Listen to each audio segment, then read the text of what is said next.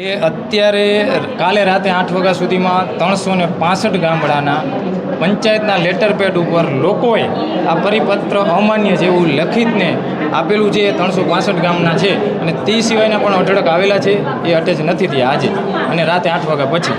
અને એમાં મુખ્ય માગણી અમારી ટાવર માટે જે 200%ની જગ્યાએ 400% અને કોરિડોર માટે 260%, ગ્રામ્ય હોય નગરપાલિકા કે મહાનગરપાલિકા ત્રણેય માટે એ ઓપ્શન છે. એની જગ્યાએ 2013નો કાયદો છે એ મુજબ બજાર કિંમતના 4 ગણા થાંભલા અને તાર માટે એ પણ ઓપ્શન માન્ય ન હોય તો જે 2006 જે લાયસન્સી રૂલ્સ છે એ પ્રમાણે કલેક્ટર સાહેબ જે છે કંપની અને ખેડૂતોને બોલાવીને ભાડું નક્કી કરી આપે.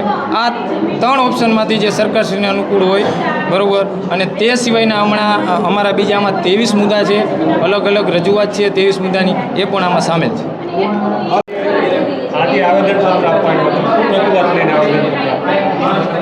આવેદનપત્રમાં 365 ગામના ખેડૂતોની લેટર પેડ ઉપર રજૂઆત એક જ છે કે આ પરિપત્ર જે બનાવવામાં આવ્યું તે કંપની હિતેક્ષુ પરિપત્ર છે, તે ખેડૂતોને અમાન્ય છે. માટે આ પરિપત્ર રદ કરી નવો પરિપત્ર ખેડૂતની ફેવરમાં બનાવવામાં આવે અને ખેડૂતના મુદ્દા ધ્યાનમાં લેવામાં આવે છે.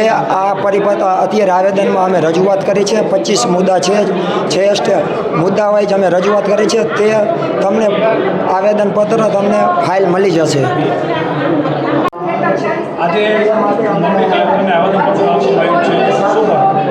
જે આ ખેડૂતને જે સરકારે લોલીપોપ સ્વરૂપે જે પરિપત્ર જાહેર કર્યો છે એ કોઈ પણ રીતે ખેડૂતના હિતમાં છે નહીં. એ જોઈને તમામ ખેડૂતોને પણ એવું લાગે છે કે આ કંપનીના હિતે શું છે.